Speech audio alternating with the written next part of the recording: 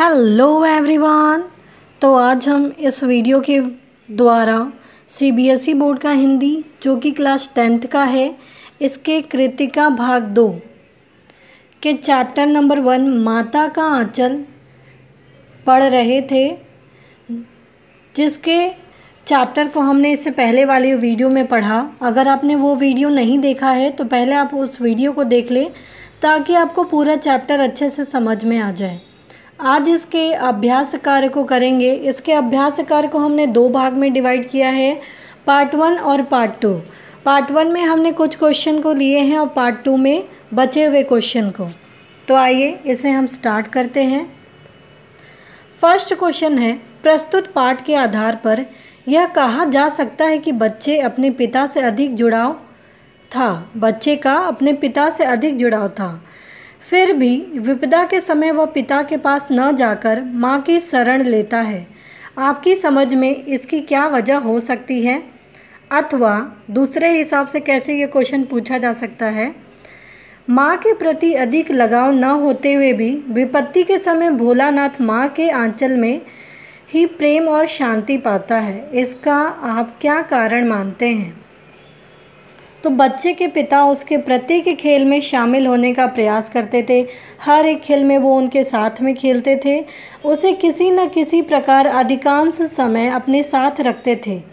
अतः शिशु का पिता के प्रति ज़्यादा लगाव होना स्वाभाविक सी बात है, किंतु माँ का स्नेह हृदय स्पर्शी होता है। निश्चल हृदय शिशु को हृदय स्पर्शी स्नेह की पहचान होती है कि किस प्रकार माँ एक निस्वार्थ भाव से किस प्रकार अपने बच्चे को चाहती है, ये शिशु को पता होता है। यही कारण है कि विपदा के समय शिशु पिता के पास न जाकर माँ के आंचल में जाकर चिपता है, माँ के पास जाता है। माँ की गोद में सुरक्षा की गारंटी के साथ वात्सल्य स्नेह की पूर्ण अनुभूति होती है। माँ का जो प्यार होता है, माँ की जो ममता होती है, वो उसकी जो अनुभूति होती है वो अलग ही होती है। तो इसीलिए जो बच्चे हैं वो विपदा के समय, संकट के समय माँ के आंचल में जाते हैं। सेकंड क्वेश्चन है, आपके विचार से भोलानाथ अपने साथियों को देखकर सिसकना क्यों भूल जाता है? तो शिशु अपनी स्वाभाविक आदत के अनुसार अपनी उम्र के बच्चों के साथ खेलने में रुचि लेते हैं। उनके साथ खेलना उनको अच्छा लगता है। अपनी उम्र के बच्चों के साथ जिस रुचि से खेलता है वही रुचि वह बड़ों के साथ नहीं होती है उनकी। दूसरा कारण मनोवैज्ञानिक भी है कि बच्चों को अपने साथियों के बीच सिसकने या रोने में हीनता का अनुभव होता है कि नहीं, वो क्या सोचेगा या वो मुझे कमज़ोर समझेगा। यही कारण है कि भोलानाथ अपने साथियों को देखकर सिसकना भूल जाता है। वे अपने दोस्तों के साथ खेलने में ज़्यादा उनको मज़ा आता है। और दूसरा कारण अगर मनोवैज्ञानिक माने तो ये भी हो सकता है कि वो अपने दोस्तों को देखकर हीनता का भावना अनुभव करता है या हीनता का अनुभव करता है कि वो क्या सोचेगा, मजाक उड़ाएगा, इस तरीके से। थर्ड है, आपने देखा होगा कि भोलानाथ और उसके साथी जब तब खेलते खाते समय किसी न किसी प्रकार की तुकबंदी करते हैं। आपको यदि अपने खेलों आदि से जुड़ी तुकबंदी याद हो तो लिखिए। जैसे कुछ तुकबंदी के उदाहरण हैं। तुकबंदियाँ: अटकन बटकन दही चटाके बनफूले बंगाले। सेकंड है, अररक बररक दूध की धार चोर भाग गया पल्ली पार। तो इसी प्रकार से आपको भी अपने बचपन की कुछ तुकबंदी याद होगी तो आप वो लिख सकते हैं। नेक्स्ट है, भोलानाथ और उसके साथियों के खेल और खेलने की सामग्री आपके खेल और खेलने की सामग्री से किस प्रकार भिन्न है? तो भोलानाथ और उनके साथियों के खेल और खेलने की जो सामग्री है, सामान है, हमारे खेल और खेल सामग्रियों में कल्पना से अधिक अंतर आ गया है। मतलब सोच से भी ज़्यादा डिफरेंस आ गया पहले के ज़माने में जो खेल होते थे और अभी के ज़माने में। भोलानाथ के समय में परिवार से लेकर दूर पड़ोस तक आत्मीय संबंध थे, जिससे खेलने की स्वच्छंदता थी। लोग किस प्रकार से एक दूसरे के साथ बहुत ही हृदयता के साथ खेलते थे। बाहरी घटनाओं, अपहरण आदि का उनको कोई डर ही नहीं था। खेल की सामग्रियां बच्चों द्वारा स्वयं निर्मित की जाती थी, चाहे वो घर हो, टेंट हो, हर तरीके से घर की अनुपयोगी वस्तु को ही वो खेल की सामग्री बना लेते थे, जिससे किसी प्रकार की कोई हानि की संभावना भी नहीं होती थी। धूल मिट्टी से खेलने में वो बहुत ही पूर्ण आनंद, उनको बहुत मज़ा आता था। वो बहुत ही खुशी होती थी उनको और बहुत ही आनंद की अनुभूति होती थी। ना कोई रोक, ना कोई डर, ना किसी का निर्देशन, ना कोई बोलता ऐसे खोलो या वैसे खेलो। जो था वह सब सामूहिक की बुद्धि, एक दूसरे के साथ मिलकर खेलना। अब उनकी उपज थी आज भोलानाथ के समय से सर्वदा भिन्न और खेल सामग्री और ऊपर से बड़ों का निर्देशन कि ऐसे खेलो, ऐसे नहीं खेलो, और सुरक्षा हर समय सिर पर हावी रहता है कि कहीं चोट नहीं लग जाए, कहीं गिर नहीं जाए। आज खेल सामग्री स्वनिर्मित न होकर बाजार से खरीदी जाती है। पहले ऐसा नहीं था, पहले ये लोग खुद के घर की सामग्री को खेल की सामग्री बनाते थे।